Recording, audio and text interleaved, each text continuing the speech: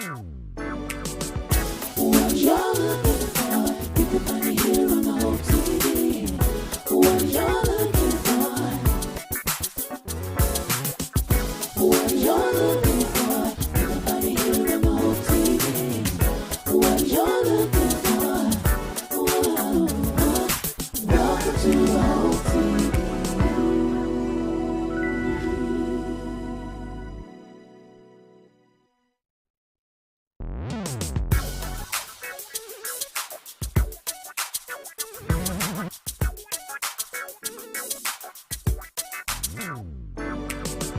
What you're looking for, you can find it here on the Hope TV. What you're looking for, what you're looking for, you can find it here on the Hope TV. What you're looking for, whoa, welcome to the Hope TV.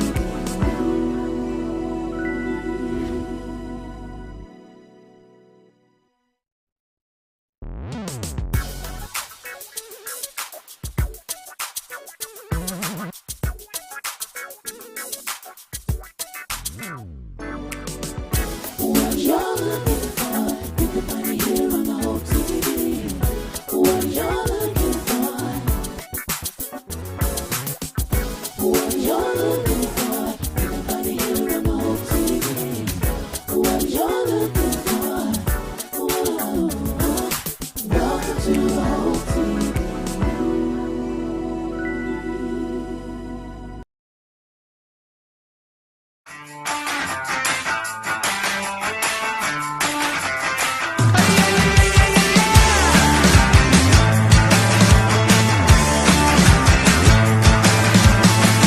Get up on your feet, this is a shakedown.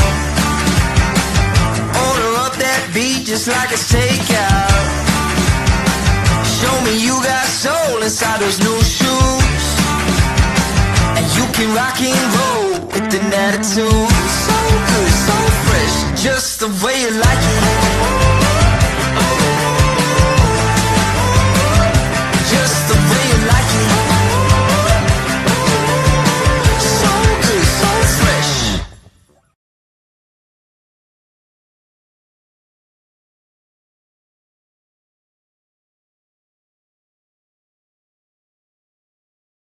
Set I'm free, y'all. Set I'm free, y'all. Set I'm free, y'all.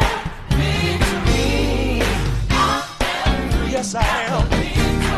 Set I'm free, y'all. Set I'm free, y'all.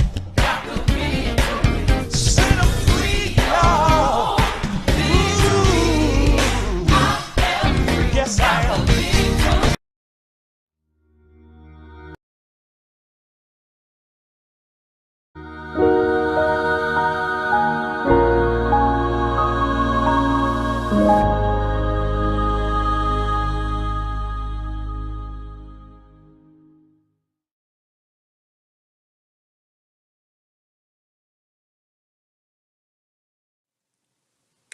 Well, good morning, good morning, good morning.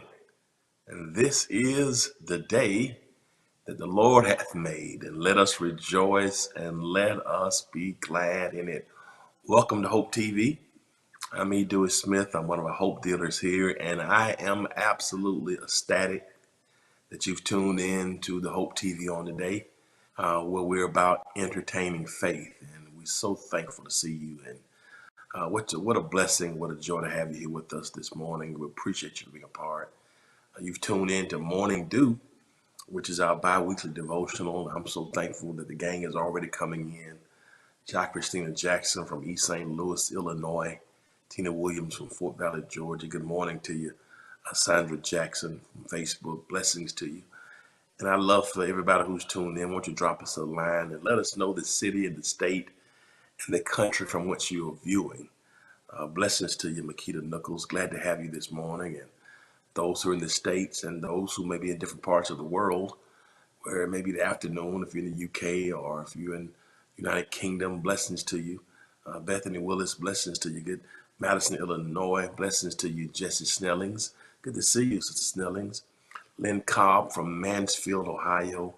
Uh, Blessings to you this morning. Glad to have you here with us, and I'm appreciative to everybody. I really, really am, and so thankful that you've tuned in today. Francis Hargis, blessings to you this morning from Philadelphia, Pennsylvania, city of brotherly love. Glad to have you here with us from YouTube here today, and so thankful. I really, really am. This is today's season 6. Maya Alford, blessings to you. Glad to have you here with us. Good morning to you, Amy Robinson from Decatur, where it's greater. Um, BG Gold from Marietta. God bless you from Cobb County. Tom Lyons. Tom Lyon is here from Victorville, California. Blessings to you from the West Coast. Blessings to you tuning in from the West Coast. So thankful to have you, all of you here to be in support. We are excited about entertaining faith and producing faith-based content. Ray Garden from Gastonia. Blessings to you. Glad to have you from Gastonia, North Carolina. We're excited about Hope TV, and today, 2222. February 22nd of 22, 2222. We're thankful that today starts actually season 6. It's really like season 10 or 11. Blessings to you, Teresa Reese. Really, to be honest with you, because the first 6 months we went with no break, but now we're doing it in sequence according to industry standards. Lynn Cobb was a first-time viewer. I want everybody to greet Lynn. First-time viewer Barbara Crushville, Laplace, Louisiana. Blessings to you. If you're watching for the first time, why don't you just type in number 1? I want you to type in the number 1 if this is your first time on Facebook or YouTube, because that will allow us to go back and makes it much easier for us. Chris Key from Des Moines, Iowa. Blessings to you. Thank you, everybody.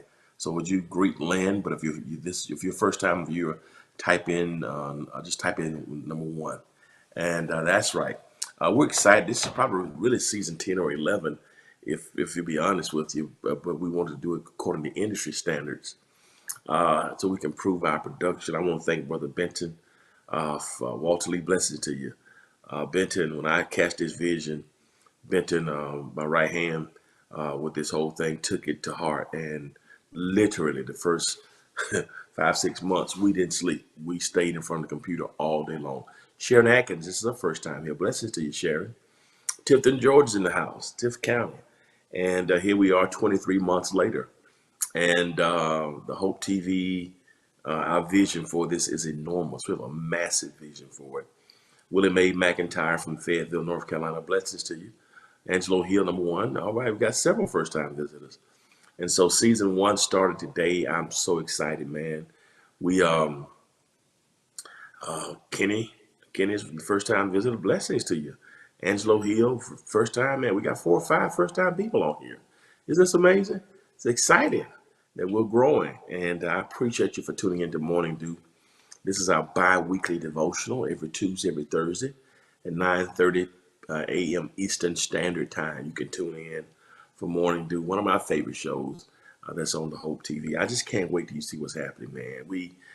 We've taken Three Rivers, Michigan. Blessings to you, Rain Shelton from Three Rivers, Michigan. This is a novel. This is a novel network, and the vision God has given us. Linda Jones from Chicago. Blessings to you. Glad to have you here with us. Yeah, our network. Yeah, it's great. And Tasha, you, and Tasha and Benton, man. I start calling names. All the editors and producers, man. These people work. They burn the midnight oil, casting vision, and undergirding. When I had this, God gave me this idea. March the 7th, I believe it was, and I shared March 15th. I shared with team March 15th of 2020, and man, listen, here we are, and this is amazing. I'm excited, and y'all stay on the lookout, because we want this to be a place where you can get wholesome entertainment for the whole family. The vision now for this is massive. It's just a massive vision, and we're excited about what's to come. And this is going to be a great season. And we're already looking into season 7 and season 8 and beyond. So we want you to be able to turn into the Hope TV 24 hours a day. I want y'all to agree with us on that every day you've been tuning into it. and get great programming, something that you can watch with your children, your grandkids, the family, everybody. That can be a blessing to you. Joshua Dunlap, blessings to you. Ursula Lewis, blessings to you. Glad to have you. Wow, this has kept a lot of us sane since started. Wow, what a Jack Christina, you don't know what that means. Benton and I were talking yesterday about this. Taji, man, been rolling. I mean, just everybody's been rolling with us, man. John, I mean, I just Audrey Wilbur's watching blessings to you. I don't want to get called names. I get emotional. I really would. Robert Staten, blessings to you, because people have just taken this vision and run with it. And the fact, what you just said, that it's been keeping you during the pandemic, give you some hope. That's what it's all about. We're Hope Dealers here, and we're about presenting entertaining faith through the airways, and we're excited about it. I'm glad to have you here with us. So if you're watching through East Long Island, blessings to you. Blessings to you, Pastor Gary Prim. Thank you so much, Pastor Prim. We've had over 200 million views, and our 2-year anniversary is coming next month. We got some great things. I just watched last Sunday's service. Looks professional. Thank you, Lynn Carl. Appreciate you. We won 3 Telly Awards last year with Hope TV, and we're looking for greater things this year. So y'all keep praying for us. Paulette, you're praying for your daughter, Miracle. We will do that. So keep us lifted in prayer. If you're watching through Apple TV, Roku, Twitch, Amazon, Fire TV, Facebook, YouTube, if you're watching through the E. Dewey Smith website, good morning from Louisville, Kentucky. If you're watching from the House of Hope Atlanta website or the House of Hope West Point, shout out to West Point, our newest location. If you're watching through that location, thank you. You're watching through the HTV Now, the Hope TV website, however you view, and thank you for your viewership. And it's going to be a blessed day. And if you're watching through a platform today, right now, that will allow you to subscribe, like, comment, or share, please do so. You want to like, subscribe, comment, or share. Every time you subscribe, it helps us to grow the platform. We're trying to bring the best in programming here and the best content creators. And the more, good morning, Lily, and the more you subscribe, that helps us to leverage it. We want the best content, quality content, and programming on here. And the subscribers help us to leverage it to go and get people to say, come on out and stream with us here. And so subscribe. The like button is important, helps us with our algorithms and our engagements. Your comments are preeminently important. You give us ideas for programs. During conversations like these, when it's live, you help me tremendously to clarify something, and sometimes your commentary helps to bring a point home. And of course, last but not least, hit that share button. That share button is preeminently important. Good morning to you, Bonnie Pryor. Good morning, Sean Addison. Glad to have everybody here with us. So I appreciate you being a part. One more thing right quick. In March of 2020, we launched the Hope TV. And here we are 23 months later, and we've been blessed, and we give God the glory and the praise for it. And March next month will be 24 months, 2 years. And we've won 3 Telly Awards. I mean, and I can't wait what God's going to do this year. But then March of 2021, we launched our record label, and I presented my first single to the radio industry, the radio. Been a love of music all my life, and people have been asking me to do music forever. And I released my first single to radio called Your Presence is a Gift. So it's been 11 months. And got the word yesterday, that now Your Presence is a Gift. Blessings to you, Geneva from Orlando. Your Presence is a Gift is now top 10 on the Gospel Billboard charts for the airplay. Can y'all play that? Made it to the top 10. Took 11 months, man. Good, been a long time coming. Took 11 months, but it's now, and that's not bad for a first time song, first time artist. Man, it's number 10. So I finally made it to the top 10, and I'm so excited. This is Billboard charts, gospel radio airplay. So so the top 10 song on gospel radio in the country. Unbelievable. And the radio announcers are just excited about it. And now iHeart is finally going to start playing it and adding it. So even more spins are coming. Oh my goodness. So it's taken 11 months. but not bad for the first time, you know. So God is good. So it's top 10 on Gospel Airplay. So thank everybody for your support. I want y'all to continue to call your radio announcers and your local radio stations and request it. And thank you. And so it's very, very exciting. So y'all please call and help us to push it further. I don't know where it's going to go, but it made the top 10, which is incredible, almost unheard of for a brand new artist. And I wanted to do that. I did that song because the message of it helped me. The past 6 years have been very difficult. And some of y'all know my story and some things we went through with my family. And some of you don't know some things. Thank you, Tom. I've gone through personally grief, and if you don't handle your grief well, if you don't get help, and when you keep going, sometimes you can do some terrible things, and you can not handle your grief well, and you can not handle your storms well, and it can lead you down a destructive path. But I'm here to tell you, but if you can't fix what you can't face. Uh, but when you let the presence of God really in, and I'm telling you, God has a way of healing you and restoring you and protecting you. And that song was a song that came out of a lot of pain and particularly over loss. And so I hope that it's blessed people during the pandemic and it's resonating with people all over the world. Your presence is a gift. You are my reward. And so no matter what you've lost or who you've lost in the pandemic, over a million Americans have died. Many of us had to say goodbye to our loved ones throughout the pandemic and down through the years. And grief is tough. It'll lead you to the bottle. It'll lead you. You'd be surprised. It'll lead you to a dark place. But His presence, let it be your gift, and let His presence be your reward. So thank y'all to everybody for your support. Y'all keep pushing it. Y'all keep pushing it. Keep pushing it, and let's see what happens. But it's number 10 now, and I never dreamt that. I really didn't. I just want to put the music out that I thought would bless people. I want to give a tribute to my deceased mother. You know about grief. Yeah, you understand. Grief would tear you up. I had to bury my mom and my sister three weeks apart 6 years ago, and I'm still getting through it. And but now I know differently. I know differently. So maybe that song is blessing people. May continue to do so. Okay, let me get into our devotional today.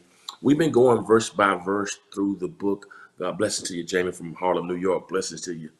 We've been going through the book of Galatians. Man, we got people here from Harlem and Philadelphia and California and North Carolina and Florida, and man, y'all are here. Blessings to you, Tina. Blessings to you.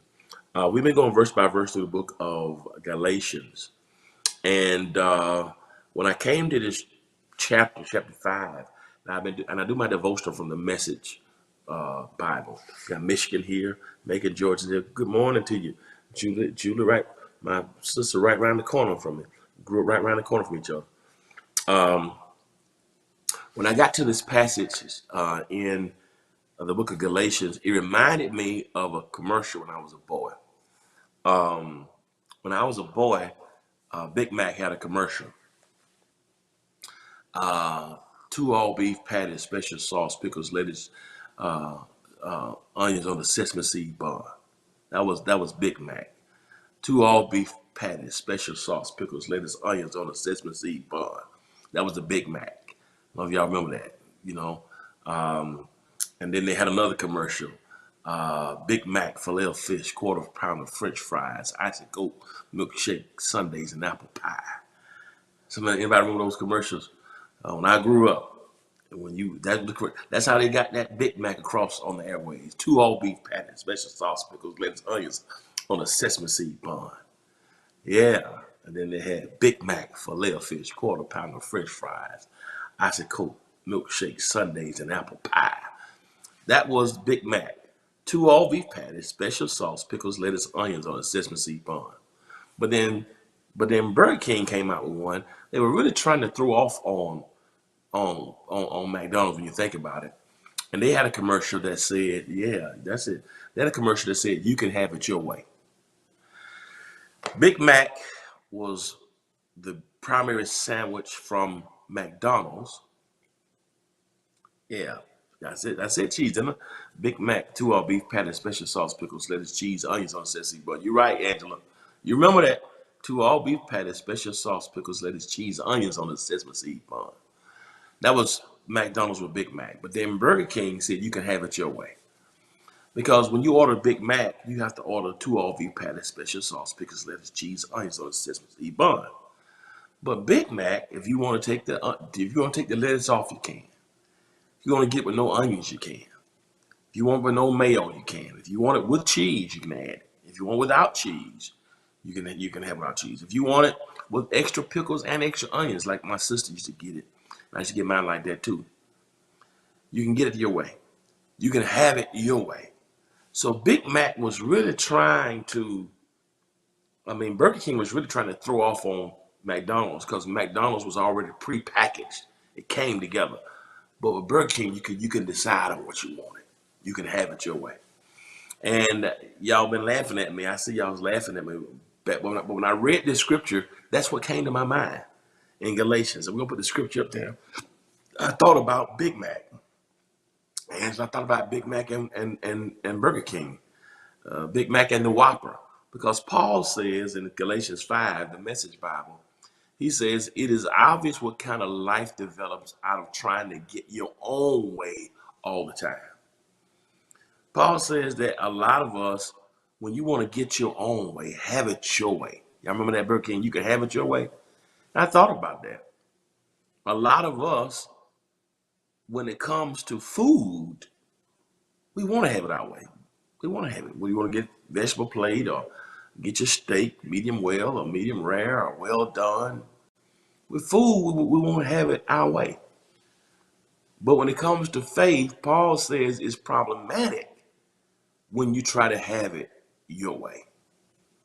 He says because a certain life can develop out of trying to have things your way all the time. And so for the sake of our conversation, I call that a Burger King religion.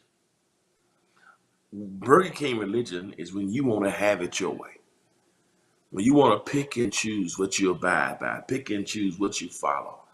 And Paul says when you have a Burger King religion, I've been going through this about 2 weeks now. I've been taking my time. And I should finish up today probably with this, if not Thursday. But look what he says about having things your way. He says, when you try to have a Burger King religion, you want to have things your way and cherry pick what you want, like those people in Galatia. They wanted to choose the ceremonies, the creeds, the customs, and circumcision, and the clothing and the culinary attire. And at the same time, they wanted to integrate the cross in that. They were trying to pick and choose what they will follow. Paul said, no, it's Christ alone. But they wanted Christ and circumcision, Christ and the culinary constraints, Christ and the clothing stipulations, Christ and the creeds and the customs. He says, listen, you can't have it your way. It's okay when it comes to food. Yeah, if you want to go to Burger King and pick out, because I prefer the Whopper. Actually, it's char grilled and it just tastes off the grill. I like it better. I've always liked the Whopper better than the Big Mac. I would eat both of them. That's fine when it comes to food. When it comes to faith, Paul says, when you try to get things your way all the time, Burger King religion, he says some terrible things will happen as a result of you trying to get things your way.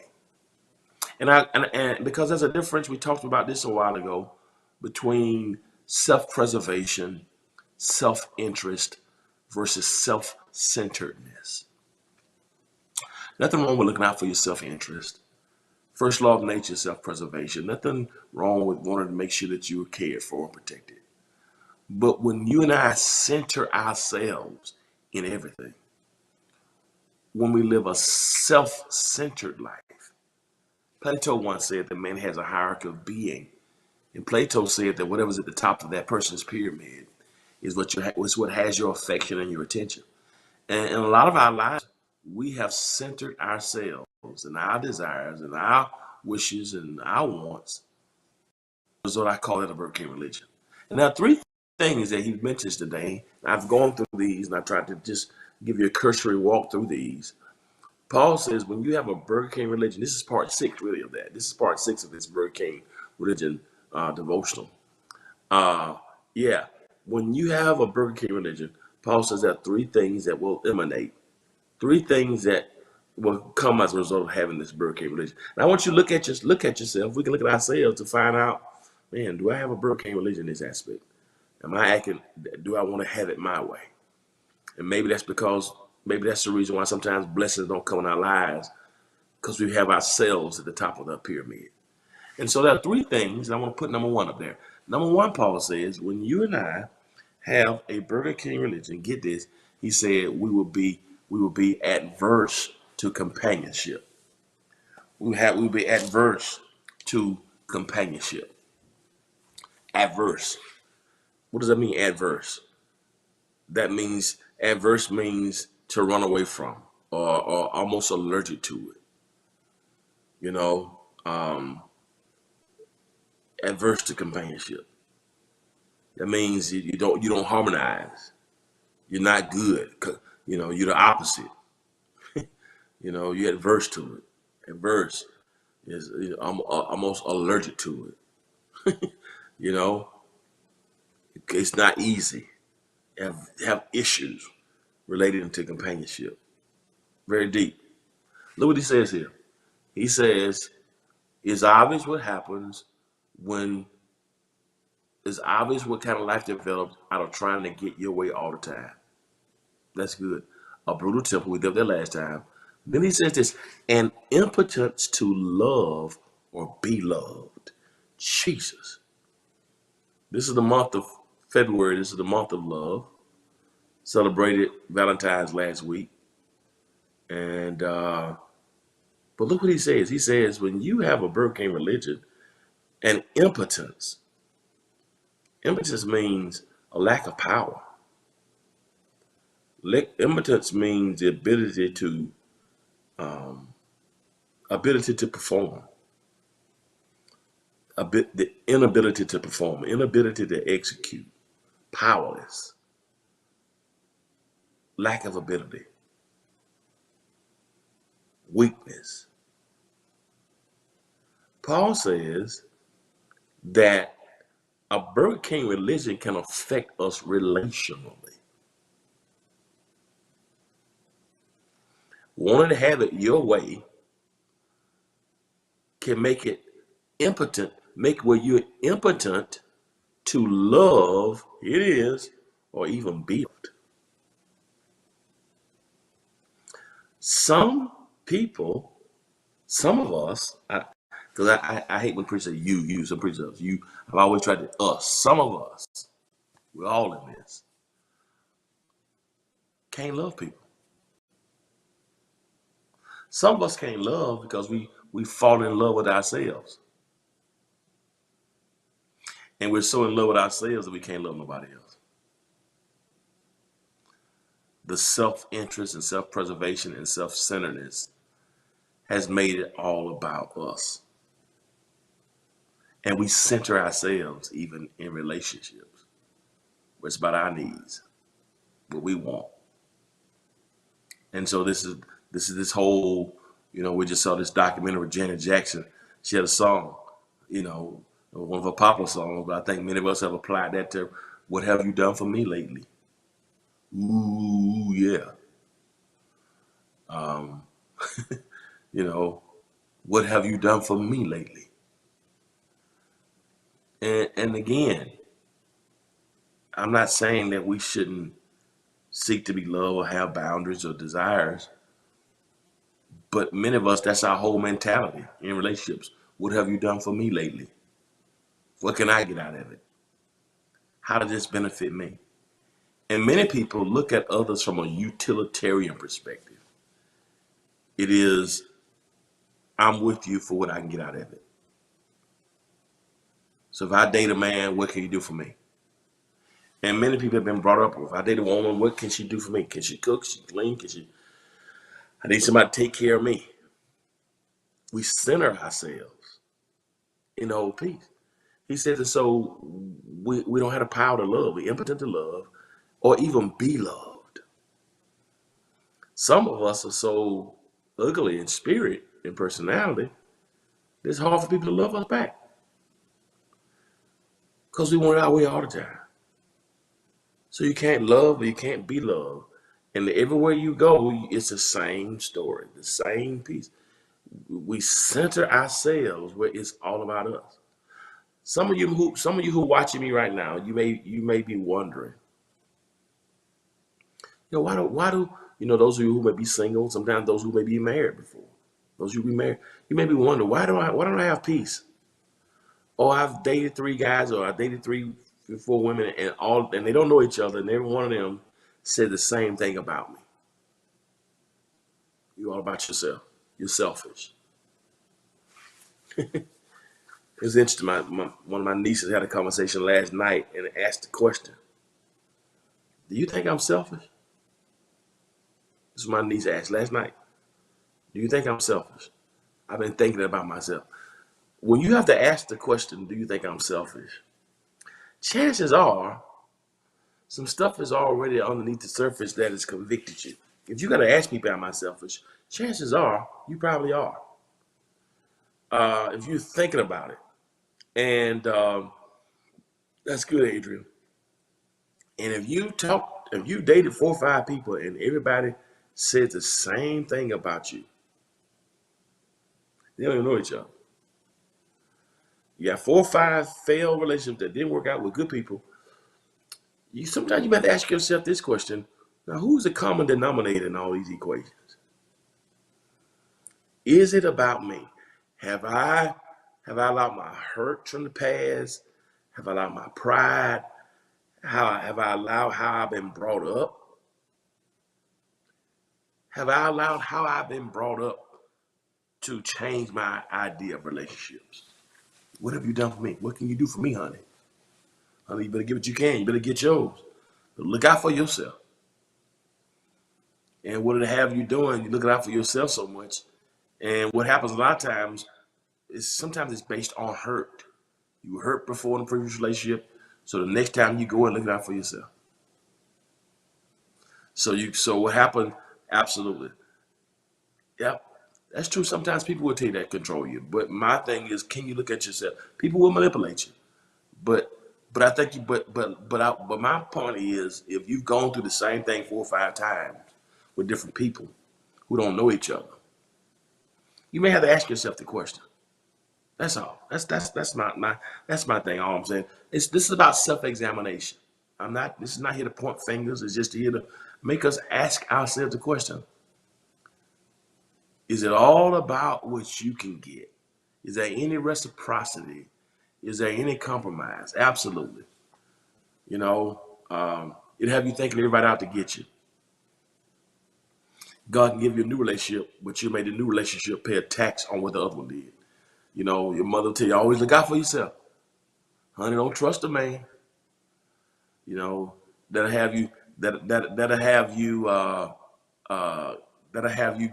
that'll have you saving money, hiding money from people who are not trying to steal anything from you. These kind of things can be terribly difficult in our lives. And so, is it hard for you to love? Is it hard for you to be loved? Is that give and take? Are you always on the receiving end? Are you ever on the giving end? And I'm not saying that you keep a record of who gave what, but do you do for others, or do you always want to be done? Yep, live with a paranoid spirit, yes. Because you centered yourself and not centered God's will. Sometimes we center our pride, our ego, our hurts, our past, and we make a decision, nobody's going to hurt me again. And instead of allowing God's peace to keep us, we try to keep ourselves.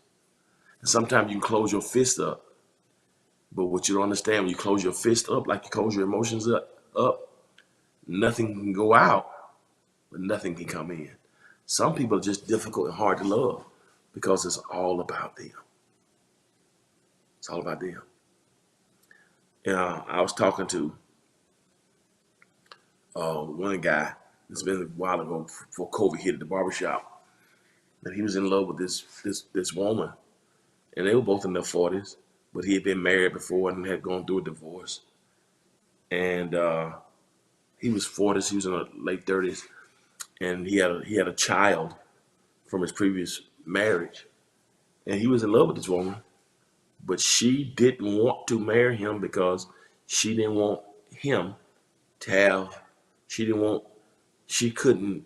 She didn't want to deal with him having a child and being an ex-wife. And so they dated, and that relationship ended because she did not want to have to raise another child that was not her biological child. And I was talking to my barber about it, and the reality is they still have not. It was a perfect relationship. They were great for each other, but she could not open up her heart to get out of her head that she always said that she never wanted to marry a man who had kids. So because he had a child with his wife, they were divorced. She was unwilling. A man who loved her would do anything for her. She could accept him, but she couldn't open up her heart to all of what came along with it. And what happened when I heard that, there's a couple of years, we talked about it a couple of years ago, and we talked about it last night, the conversation, how many people you want to have it your way. But the question is, what if, which I believe she did, that God was sending her somebody to be everything she ever needed. But because she centered herself in that situation. And some of you may say, well, she got a right to have her own boundaries, or that's what she says she wants. She got a right. I hear you. She got a right to decide what she wants. Maybe that's your belief. But my belief is, what if God was giving her a blessing? God, that was her preference, but there's nothing biblical that said that she had to do that. What if she missed her blessing because she couldn't get out of her own way because she loved herself and her plan and how she always saw her life? Maybe she was centering herself. And that's what I believe. And sometimes that's just one example of how we can center ourselves so much that we may miss something. People say, well, I think she had it right. Well, I just think the older you get, you got to be more mature. I think the way we thought about things in our 20s and our 30s, when you get to your 40s, I think life matures us. And I think sometimes you can miss your blessing because you and I center what we thought or how we were brought up. We center what we think things should be like. This is not a biblical premise. This is not a Bible lesson. It was just using her own mind. She couldn't get out of her way. And because she couldn't open her heart to love this man's daughter, because she couldn't love, she's going to put herself in a position perhaps where she won't even receive love. It's hard to find authentic relationships out here. But because she couldn't get out of her own way, and right now she's still not dating anybody. You know why? Because I think she's centered. I think that was a case of a Burger King religion. You can get out, you can get in your own way. Here's what got me. That's a standard. I don't know if that's a standard or if that's a preference. I don't know if that's a standard or not. I think that's more of a preference. You know, when you think about even Jesus himself, Jesus was raised by Joseph, who is not his biological father. Even the Lord had a stepfather. Even the Lord Jesus. I agree she didn't need to fake it. Right, she didn't need to fake it. But my point is, she didn't need to fake it, but she needed to mature or heal. No, she didn't need to fake it. She needed to do some internal work. Why are you thinking this at almost 40 years old? And to miss out on something that's the best thing that ever happened to you. Admittedly. I mean, we'll tell the world, but just didn't want to deal with that aspect of it. I think that has to do with the capacity of love. And that's just my opinion on it. Because there is no, that said nothing about a person's character. That said nothing about a person's faith. Yeah, I think that's something.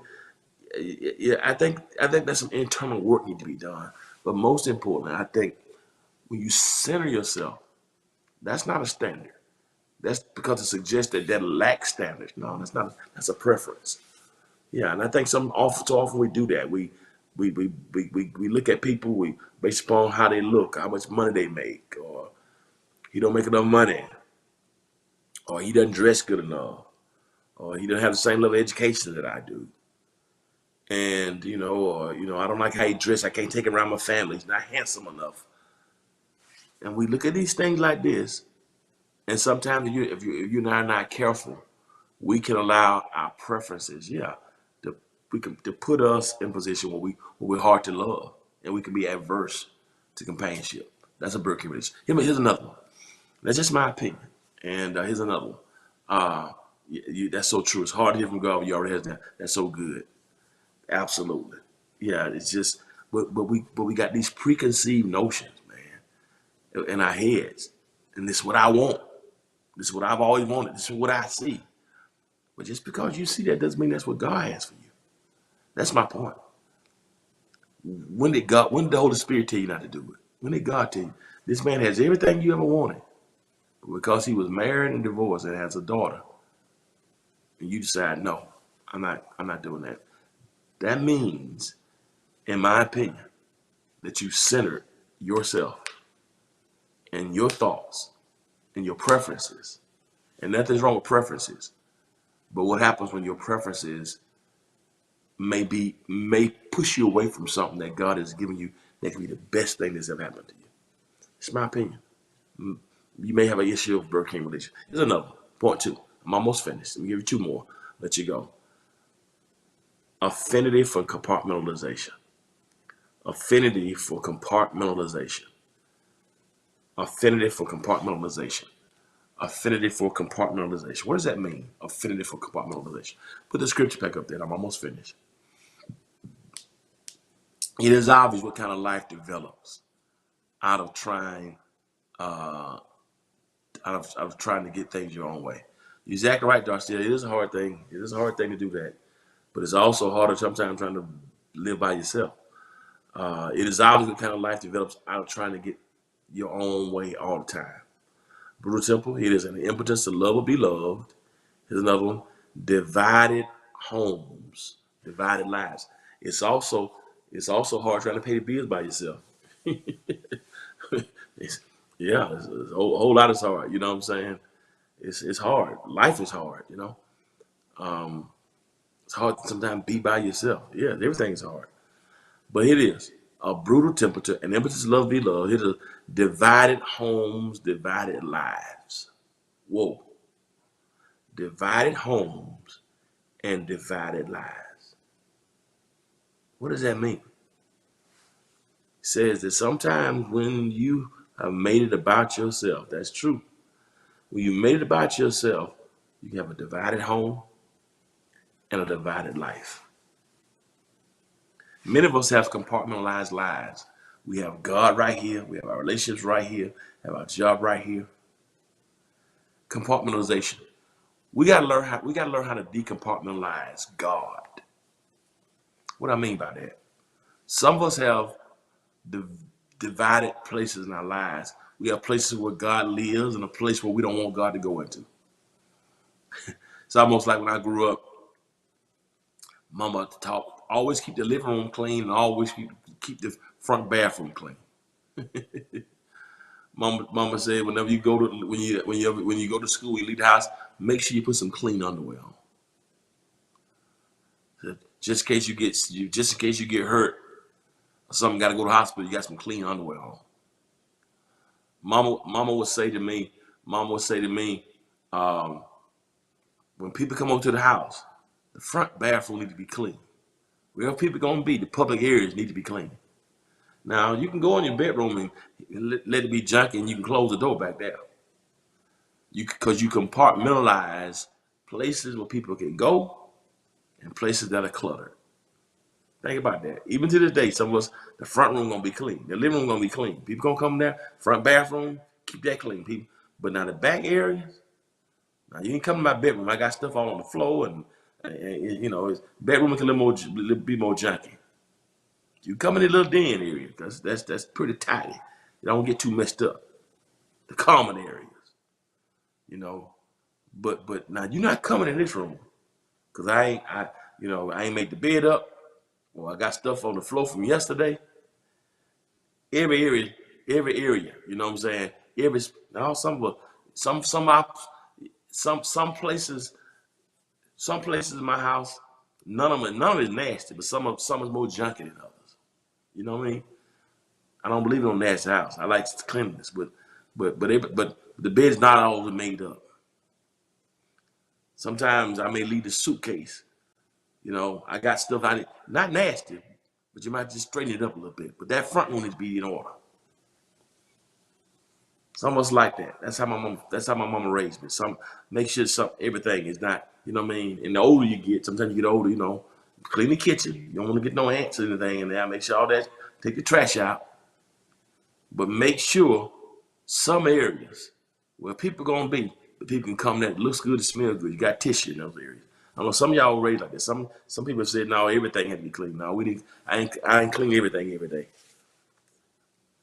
But here's the thing. I make that point to make this analogy. I got a suitcase right now. I got a suitcase in the room right now that I need to unpack from 2 weeks ago. My room. Here's what got me. Our lives offered the same way. There are rooms in our lives where God is welcome. Yeah, God, you can come sit in this area. This room right here is clean. You got it. Room plastic up. This room you're welcome in. But Lord, this room here got some junk in it. And we close the door in that room because we don't want God in that room. We compartmentalize where we go. Okay, God, God, you can come with me and be with me in church. God, you can come and be with me in my worship moments. But God, in my relationship, I don't want you there. God, you can be with me in Bible study, but you can't be with me in my finances. Many of us have different places where we allow God and we keep God out. And sometimes we act one way in church, we act another way at home. Because we got these God is not centered in everything we do. I believe the scripture that says in him that we live, move, and have our being. That means in every area of my life, God must be the center and the foundation and the source and the foundation. If God is not welcome in every room, the question we got to ask ourselves is, what's wrong with that room? The question we got to ask ourselves, what's in that room that you don't want God to see? But the question that's even bigger is this. You do know God can see what's in that room and saw what was going to be in that room before you before you knew what was going to be in the room. God knew it.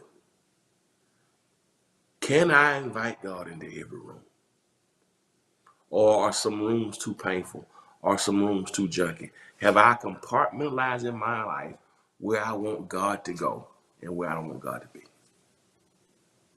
A compartmentalized life is a life that helps us to not say, God, I love you in every way and every day. Maybe the reason why we're broken in some areas is because we haven't invited God in that room.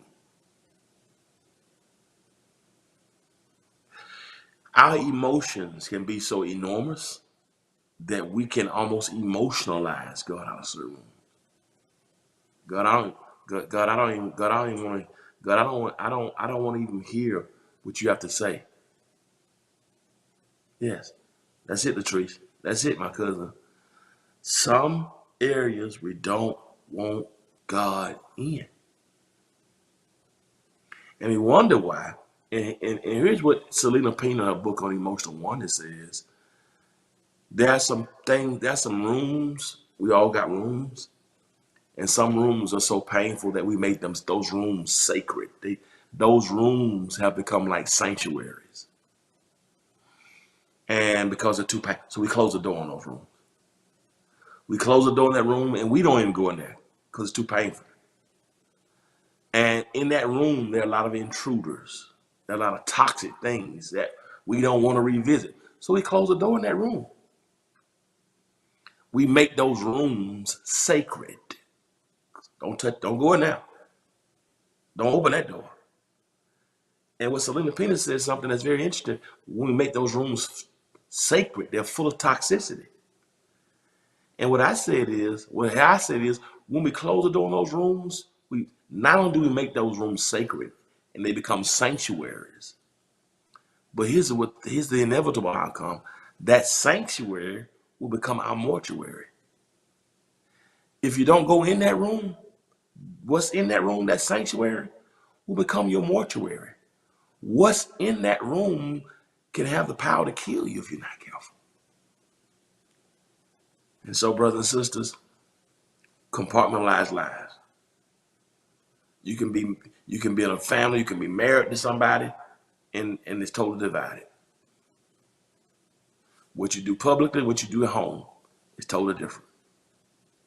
People be all over each other in public, and at home can't stand each other. They can be all public, posting pajama pictures on Christmas together, and just had knives each other's throat. Thanksgiving.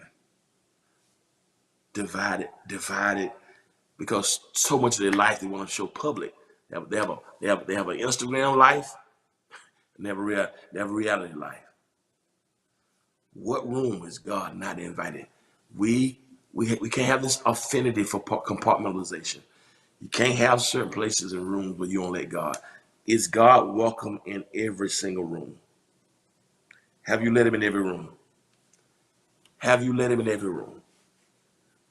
Can't say, God, it's dirty in there. God, that's some stuff that I'm embarrassed by. But I need you help. But I need you to come take over this room. Help me to get this room clean. Help me to bring some healing, because what we don't realize is when that room is closed, is because there is an emotional intruder that's in that room. An intruder is something that has come in without permission. And many of us have emotional intruders that are living within us, and now they act as if they've taken up residence in these rooms. Many of us don't realize we got some intruders living in these rooms who are not supposed to be there. And we end up closing the door to let the intruders stay. The reality is this: the emotional intruders don't deserve to stay. Emotional intruders must be evicted. Because what happens is they'll come back, they'll bring others 7 times stronger, and they'll say, this is my house. And many of us have emotional intruders living in rooms because we've compartmentalized where we want God and where we don't want God. And we're pacifying intruders rather than evicting them. If you don't let God in the room, you will have a compartmentalized life. You got to decompartmentalize God. Let God go in every room. That's what the psalmist says, search me. Here's where I am. Search me. And when you find something that's not there, take it out.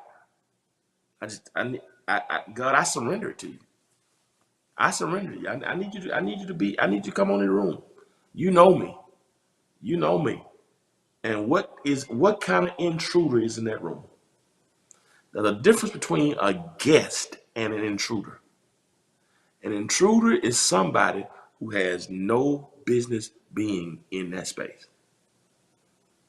And what Jesus says is like the story of a man who put one evil spirit out, but because they didn't put anything in that room, he went trying to find rest and went and found 7 more stronger than him and came back with their suitcases. We're going back to our house. Emotional intruders try to come back and hide in those rooms. Why? Because we got spaces there, because that room is empty. But they can't come in that room when we let God saturate it. Give him your grief, give him your pain, give him your hurts, give him your struggles. Invite him. Invite him. God, what's that intruder? What's that intruder? What's living right there that's trying to kill me? What's that that's trying to kill me? What is it? That intruder that's right there. Man, gotta go. And what happens is when we get to the point we say, okay, God, this is not your best. I'm not living up into the fullness of what you call me. You got more for me. You came that I have abundant life, but I'm letting shame, I'm letting ego, I'm letting pride, I'm letting what others think. I'm letting what people are gonna say about me, what people are gonna think about me. Don't want to be disliked. And that thing living in that space. Pride. We're not really free. Free to be us.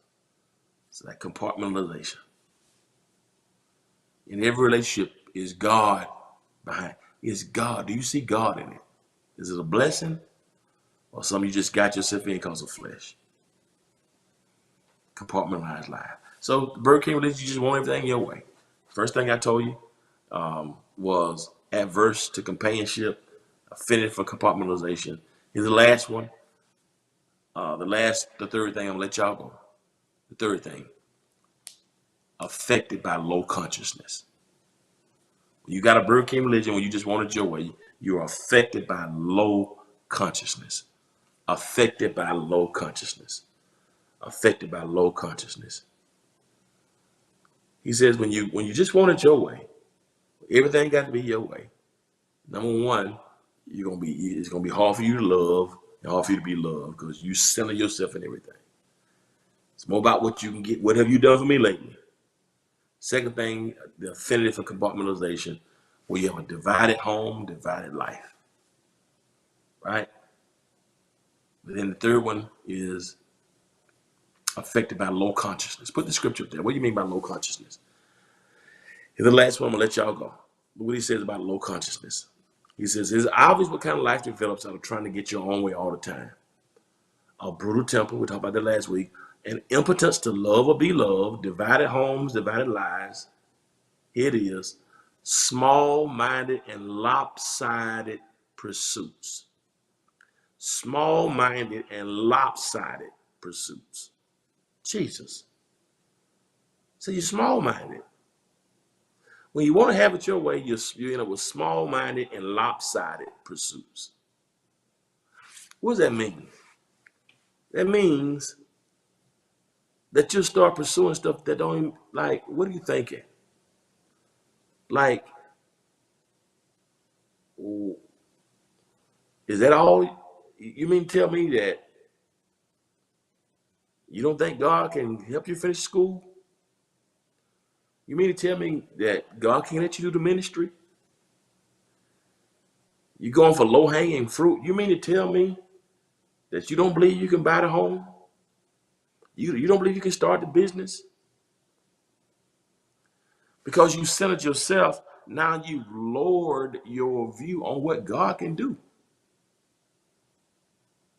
Because now you think you're responsible for the outcome. Many of us won't step out on faith and do great things because we centered ourselves. Because we think the outcome is up to us. You know, I just, why can't you start the business? Why can't you be successful? Why can't you launch out in ministry? Why can't you do the building program? Why can't you go back and get the masters? Why can't you write the book? Why can't you produce the music? Small-mindedness. Small-minded. We fuss over the smallest things. We get upset about stuff that doesn't matter. You argue with people over stuff that means nothing.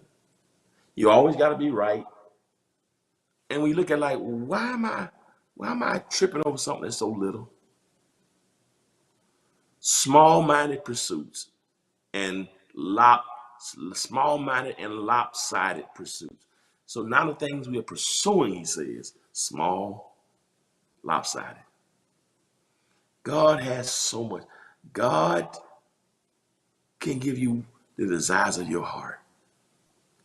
This is going to be easy. This is going to come overnight. But God can give you the desire.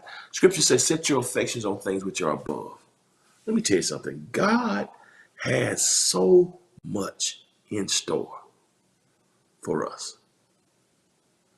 God has joy and peace for us. God has increase and favor that are available for us. When you look at your life and you wonder, I'm surrounded by people who bring me down, not push me higher. And sometimes you begin to think, okay, well, maybe this is God's best for me. People who bring me down and keep me down. No, God has greater, not small-minded things. Oh, set your mind and your affections on things that are above. God has great, great, great, great. Greatness is yours. Power is yours. Oh my God. Who told you? Who told you that you couldn't be faithful? Who told you you couldn't drive that? Who told you you couldn't have that? I don't care. I don't care if nobody in your family has it. I don't care if everybody's from the hood, from the get. I don't care what you've gone through. I don't care what you've experienced. God is bigger than anything. Don't have these lopsided small pursuits. Think big. Because we serve a big God. Yes. Write the books. Start the business. Go back to school. Oh my God. Whatever it is that you believe that you can do. God, now show me how to do it. Show me how to do it, God.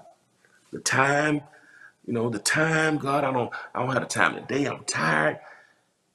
Put people in my life to help me figure this out. Put people in my life. I don't care how old it is. I got a passion for business. Show me the relationship that I want and deserve. What I'm believing you for. May be difficult, but God, there's nothing too hard for you. Yes, God takes pleasure in blessing the children. So I'm gonna pray as if it all depends on God. I'm gonna work as if it all depends on me.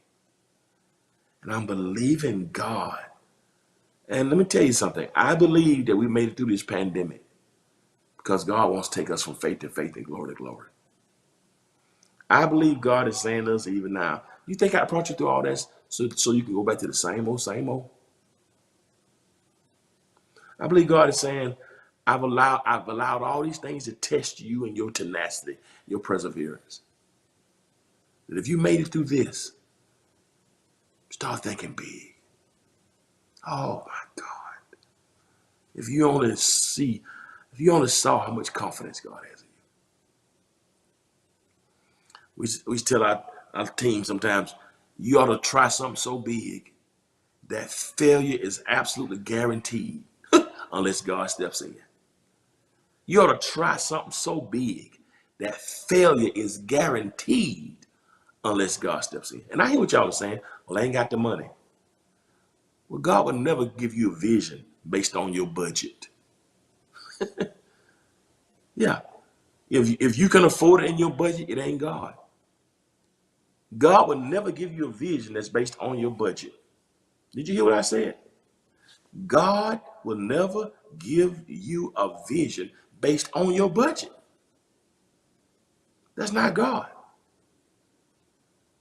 What God will do is say, give me 2 fish and 5 loaves and watch me multiply them. What God will do is say, go fishing and take a corn out the fish's mouth and go handle your obligations. That's the kind of God we serve. But many of us have lowered God and brought God down. We got a Burger King religion because we put ourselves on the throne. God will give you time. God will restore the years of locusts of Eden. The palm worm and the cankerworm are taken away. Listen to me here. Open your consciousness. Get a higher consciousness and a higher view of what God can do and what God will do.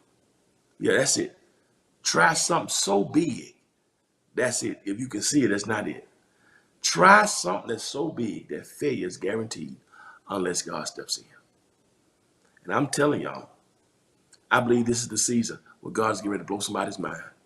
I believe that this is the season that the stuff you've been struggling through and desiring and praying for and hoping for, I believe this is a season where God is going to manifest and give you your heart's desire. He knows your heart. He knows you're not evil or wicked. He knows that you're going to honor him and put him first. If you put God first, watch what God can do. God is going to blow your mind. So don't have a Burger King religion where everything is about you. But take yourself off the throne and put him on the throne. And say, God, I'm gonna honor you. And when you do, I'll honor you. I'm gonna protect what you give me. I'm gonna honor what you give me. I'm going to make sure that you get all the glory, all the honor, and all the praise. That's what God wants. Yeah. Don't bring your consciousness down. Have a higher consciousness. Yeah. Don't think low. Don't think low. That's what that means, low consciousness. No, don't think low. Glory to glory, faith to faith, over and beyond. You never could have told me last year that I want to release some music that's gonna be in the top. I wasn't thinking that big. That's my problem. I'm just doing something because I want to release some music. I'm like, Lord, if I could have done this a long time ago. Thinking too small. Don't think too small. God is big. And he's able to do exceeding abundantly above all you can ask or think, according to the power that's at work in you. And so today, you can't have it your way. This ain't Burger King. You can't have it your way. No, no. In this perspective, say, God, however you designed it. In this aspect, be like McDonald's. 2 all beef patties, special sauce, pickles, lettuce, cheese, onions on a sesame seed bun. That's what you want right now. Yeah, in other words, however you prescribed it is what I want. I won't have it my way. That's Burger King. That's good for food. You can have it your way. But from faith, however you prescribed it, I want a Big Mac blessing.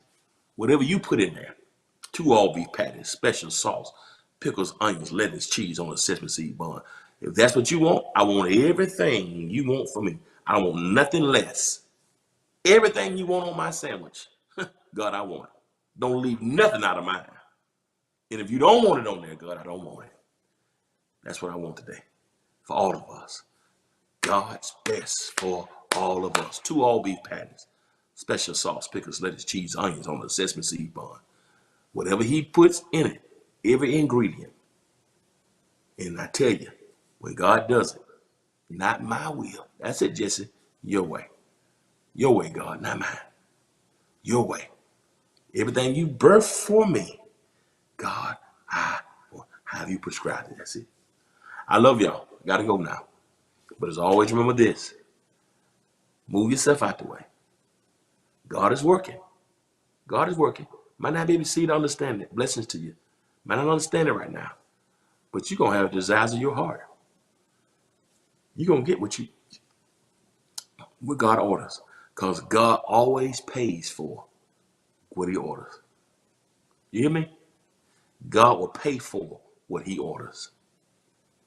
And if it's God's will, it's God's bill. If it's God's choice, it's God's invoice. Hang in there. Hang in there. Hang in there. It's going to work out. I love y'all. As always, remember this. If you be good to God, God will be good to you. Till next time, peace and love. I love y'all. Have a great week. Set I'm free, y'all.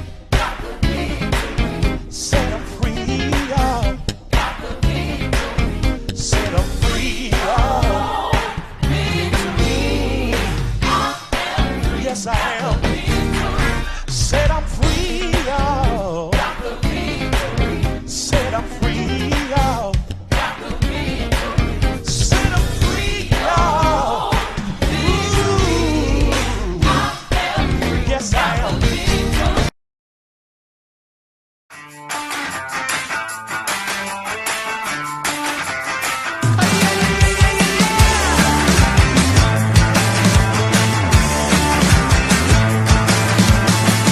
Get up on your feet, this is a shakedown.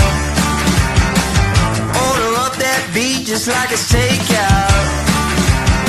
Show me you got soul inside those new shoes, and you can rock and roll with an attitude. So good, so fresh, just the way you like it.